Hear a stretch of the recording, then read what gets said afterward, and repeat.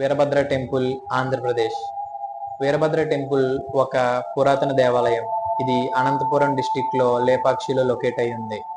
దీన్ని ఎర్లీ 1530 ఏడీలో వీరన్న విరూపన్న అనే ఇద్దరు బ్రదర్స్ నిర్మించారు. అయితే ఈ టెంపుల్ స్పెషాలిటీ ఏంటంటే ఈ టెంపుల్లో నియర్లీ 70 పిల్లర్స్ వరకు ఉంటాయి. అందులో ఒక పిల్లర్ వచ్చేసి నేలకి తగలకుండా గాలిలోనే తేలుతూ ఉంటుంది. ఎవరైనా ఆ పిల్లర్ ని కదిలించాలి అని చూస్తే ఆ టెంపుల్ మొత్తం డిస్ట్రాయ్ అయ్యే అవకాశం ఉంటుంది.